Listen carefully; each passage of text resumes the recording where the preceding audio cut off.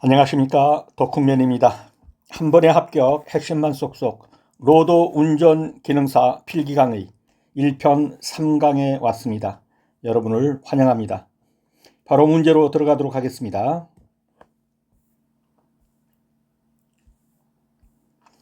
1번 문제입니다. 건설기계 조종사의 면허가 취소된 경우 사유 발생일로부터 며칠 이내에 면허증을 반납해야 하는가? 정답은요? 네, 그렇습니다. 10일입니다. 사유가 발생한 날로부터 10일 이내에 누구에게 반납해야 합니까? 시도지사에게 반납합니다. 시장, 군수 또는 구청장에, 죄송합니다. 시장, 군수 또는 구청장에게 반납합니다.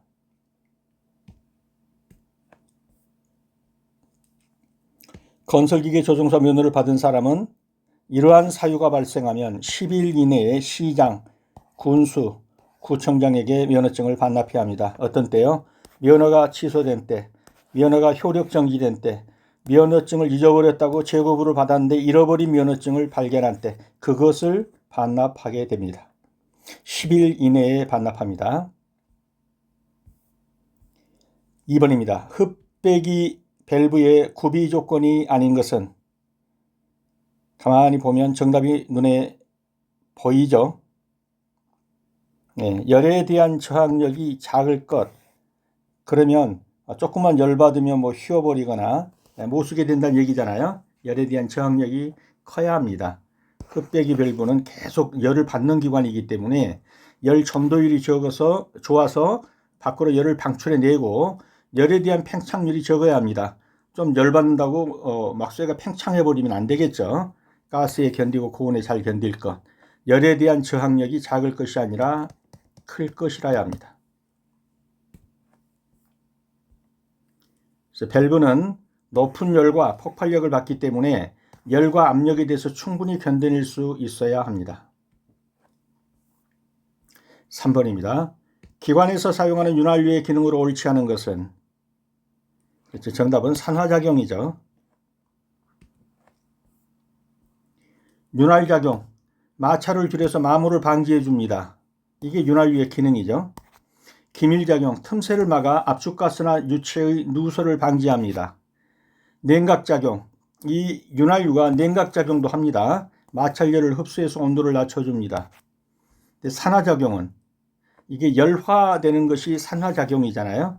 윤활유의 기능이 아니라 오히려 성능을 저하시키는 것입니다. 이제 변질되는 것입니다.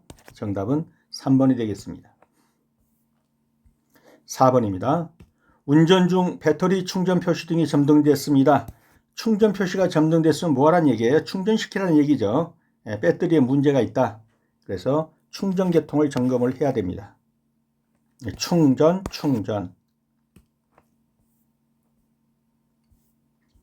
문제 5번입니다.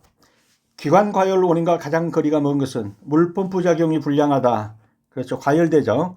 방열기 큐가 구정유성을 막혔다. 과열됩니다. 크랭크 쪽 타이밍 기어가 마모되었다. 이건 이미 기관에서 나와서 운동 에너지가 된 다음에 그걸 가지고 타이밍 기어를 돌리는 거예요. 그래서 이건 기관 과열의 원인이라고 볼 수가 없습니다. 펠벨트가 헐거우다. 기관 과열 원인이 되죠. 왜냐면은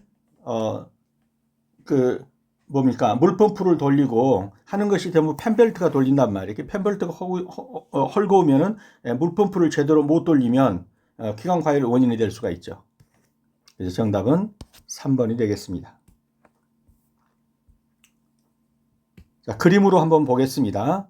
물펌프의 작용이 불량하면 어떻게 됩니까? 냉각수가 제대로 돌질 않아요.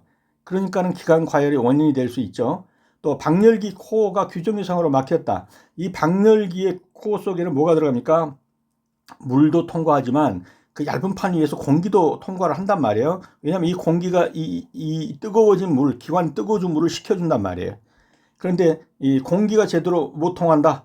그러면은 어떻게 됩니까? 기관 과열의 원인이 됩니다. 식질 않으니까 냉각수가. 그 다음에 크랭크 축의 타이밍 기어가 마모되었다. 이거는 이미 기관에서 출력돼서 나온 힘이 다시 돌려서 캠축을 돌려서 밸브의 개폐에 관여하는 겁니다. 그렇기 때문에 이건 기관 과열의 원인이라고 볼 수가 없어요. 이미 이 기관을 통과해서 나온 힘이 캠축을 돌리는 이러한 겁니다. 이게 이 타이밍 기어가. 그렇기 때문에 기관 과열의 원인과는 거리가 멉니다. 펜벨트가 헐겁다. 펜벨트는 뭘 돌립니까? 냉각팬, 그 다음에 냉각수 이거 돌리잖아요. 근데 이것이 제대로 헐거워가지고 못 돈다. 이게 팬이 제대로 못 돌아준다. 그러면 과열이 되겠죠. 그래서 정답은 3번이 되겠습니다. 그래서 크랭크 축의 타이밍 기어는 이미 기관에서 운동 에너지로 나왔습니다. 나왔는데 이 나온 이 회전 운동이 뭐랍니까? 캠축을 돌려서 개폐에 관련합니다. 밸브 개폐. 그렇기 때문에 이거 자체는 기관 과열의 원인과는 거리가 멀다. 그래서 나머지 부분은 한번 읽어보시기 바랍니다.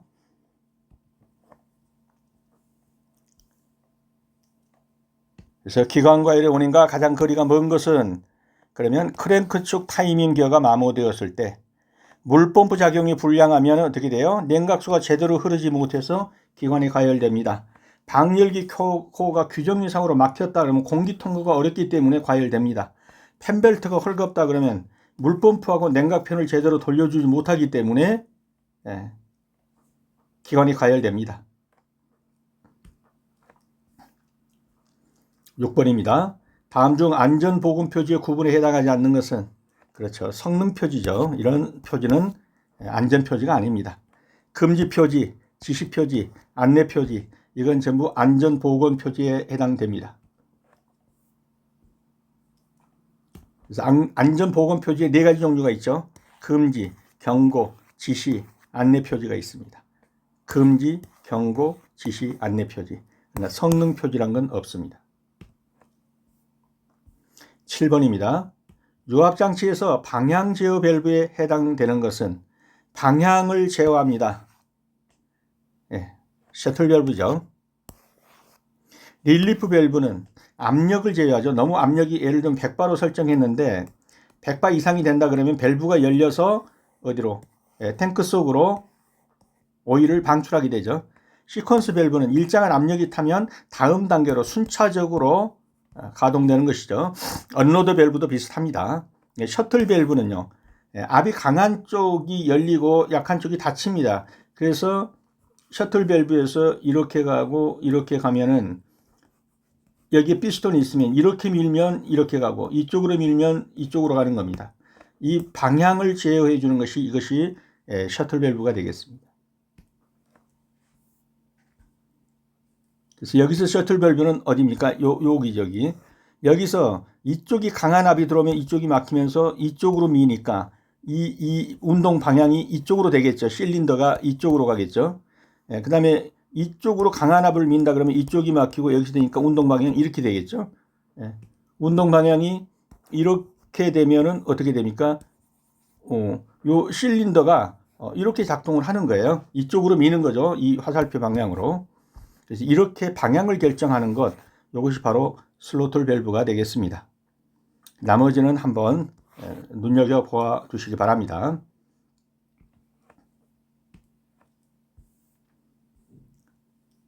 체크 밸브는 이것도 방향 제어 밸브예요. 어떻게 표시한지는 이미 다 봤죠. 유체가 이렇게 가면 안 돼요. 여기서 막혀 있죠. 이렇게 가는 것은 가능해요. 그러니까 한 방향으로만 흐르게 되어 있는 거예요. 이러면 여기를 밀고 올라갈 수 있다. 이제 그림이 이렇단 말이에요. 이 방향은 되지만 이 방향은 안 된다. 이것이 바로 이제 체크 밸브가 된 거예요. 유체를 한 방향으로만 흐르게 한다. 셔틀 밸브는 좀 전에 봤죠. 스프링도 비슷합니다. 방향 제어 밸브입니다. 로타리 회전형도 방향 제어 밸브입니다. 주로 방향 제어 밸브에서 주로 나오는 건 요겁니다. 죄송합니다. 요겁니다. 체크 밸브, 셔틀 밸브, 스프링 방향 제어 밸브.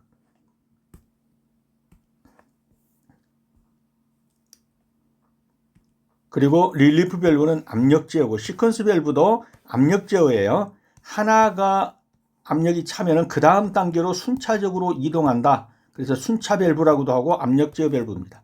언로드 밸브도 압력 제어 밸브입니다. 무부하 밸브라고도 해요.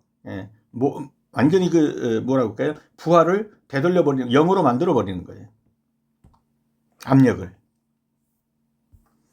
8번입니다. 피스톤 펌프의 장점이 아닌 것은 정답은 그렇죠. 3번이죠. 구조가 간단하고 아닙니다. 가장 복잡합니다. 그 대신 힘은 가장 좋습니다. 효율이 좋습니다. 토청의 범위도 넘습니다. 발생 압력이 고압입니다. 왜? 피스톤으로 몇 번 그 그림을 봤죠. 이 경사판이 돌면서 피스톤을 밀었다 제꼈다 이렇게 하면서 여러 개의 피스톤이 압력을 준단 말이에요. 오일의 압력을. 힘이 좋습니다. 그 대신 복잡해가지고 구조가 간단하지 않습니다. 그래서 피스톤 펌프의 장점이 아닌 것은 구조가 간단하고가 아니고 복잡합니다. 그래서 수리도 쉽지 않습니다.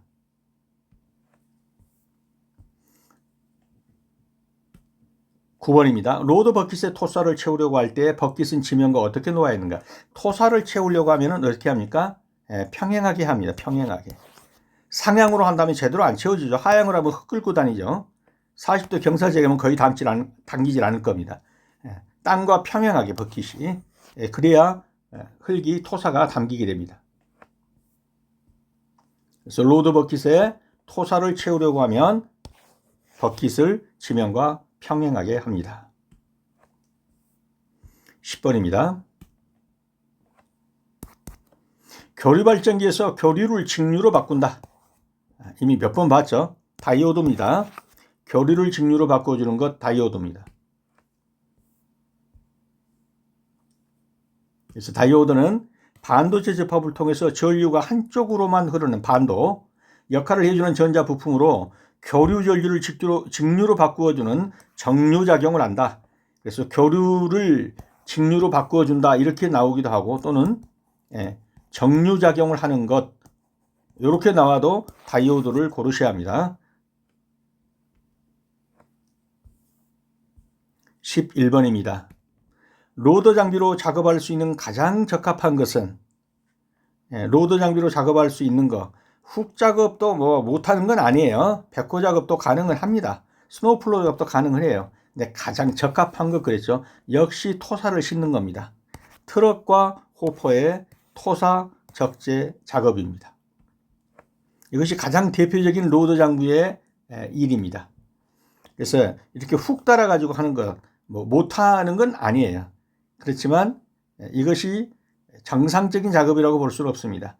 또 이 백호 작업,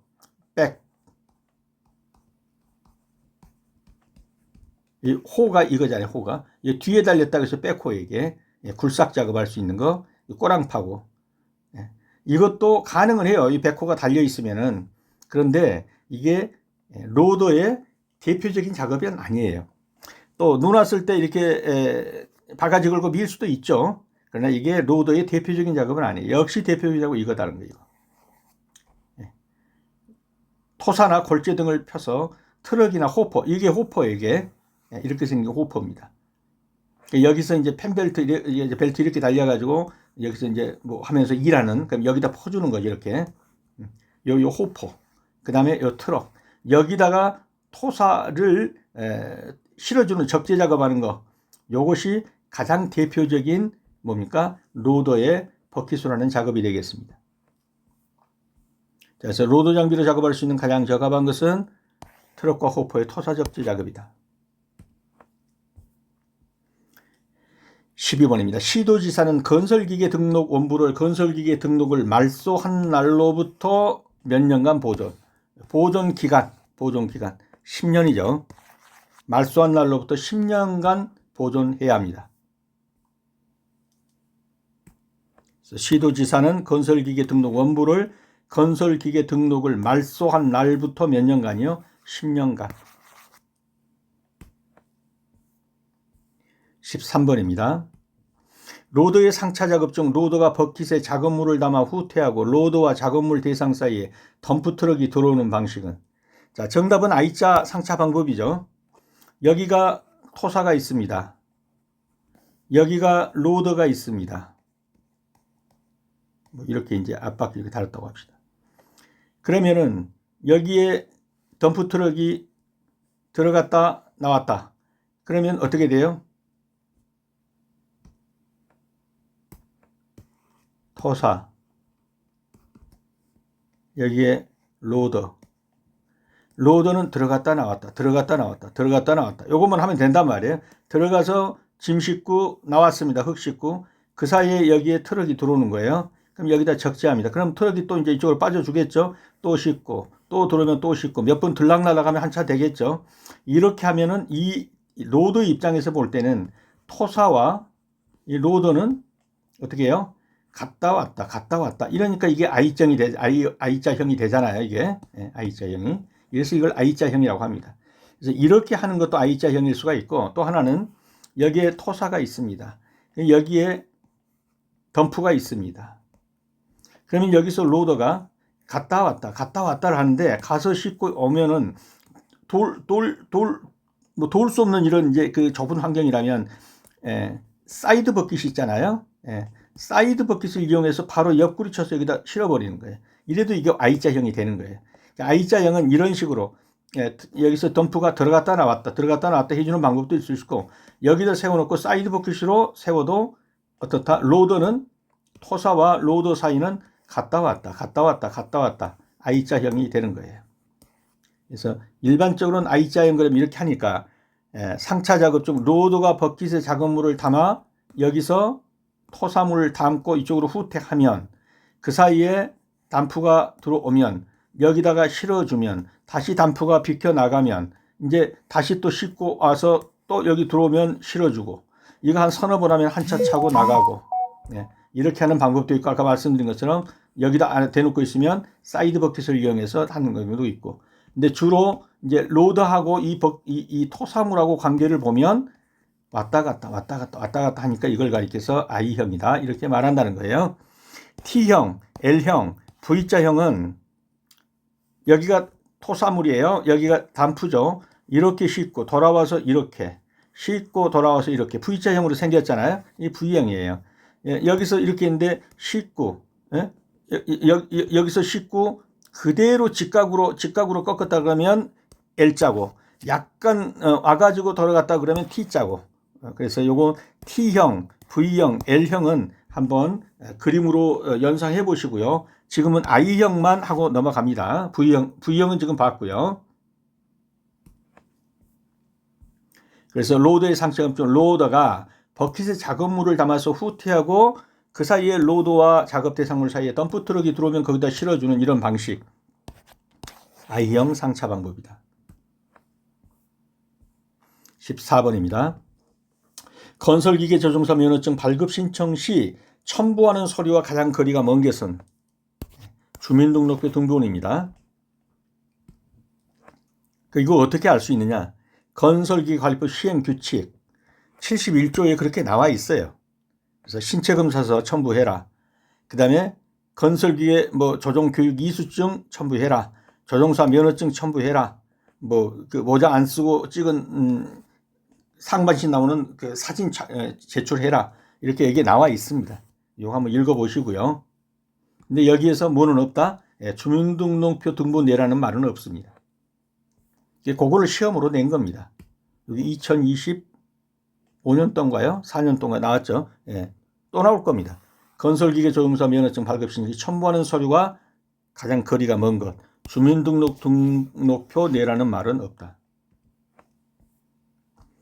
15번입니다. 사고의 원인으로서 작업자의 불안전한 행위는, 자, 작업자 그랬습니다.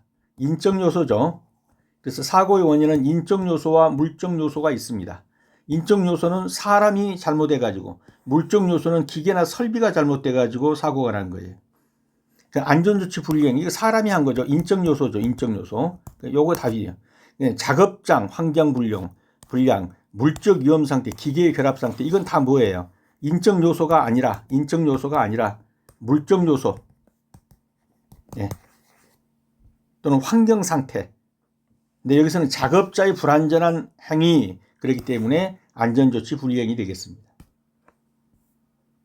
그래서 사고의 원인을 인적 원인과 물적 원인으로 나누어 보면은, 인적 원인은 안전수칙을 미준수했다. 이거 작업자의 실수죠. 보호구를 미착용했다. 그 작업자의 실수예요.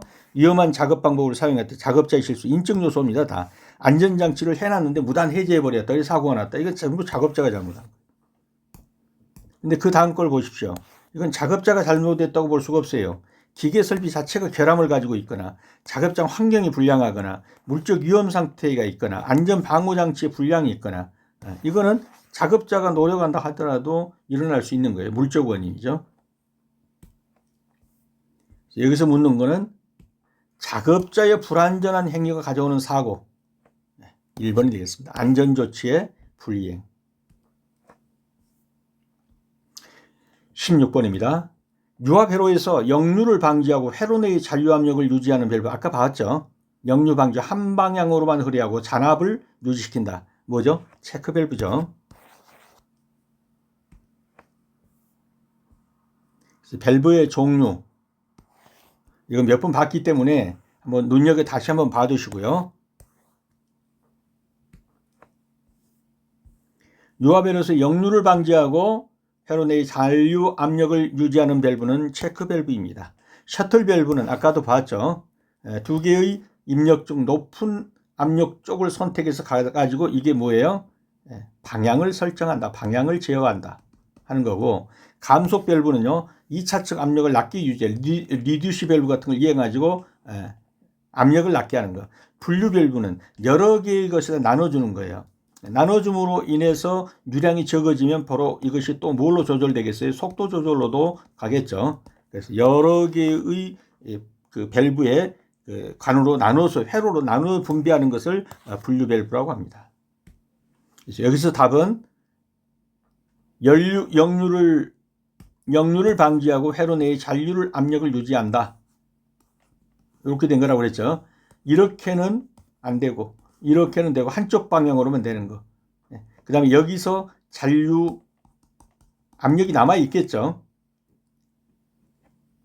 이렇게 해서 답은 체크 밸브가 되겠습니다. 유압장치의 고장 원인과 거리가 먼 것은 정답은요. 그렇죠. 윤활성이 좋은 작동률을 사용하면 고장이 안 나겠죠. 오히려 작동류의 과도한 온도 상승 고장 원인입니다. 조립 및 접속 불안전, 작동류에 공기나 물 등이 들어가게 되면 뭐가 되죠? 이게 캐비테이션 현상이 일어나죠. 그래서 정답은 2번이 되겠습니다.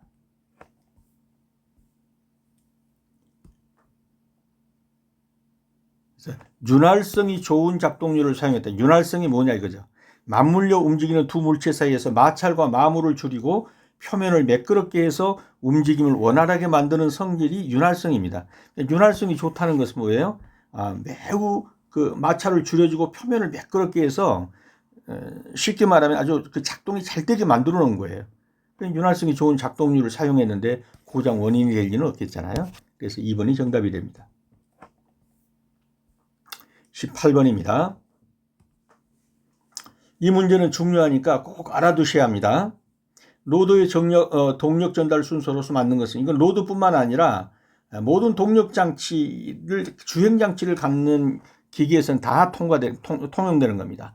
엔진에서 토크 컨버터로 나가고 유압 변속기로 갔다가 종감속 장치를 거쳐서 구동륜으로 들어가게 됩니다.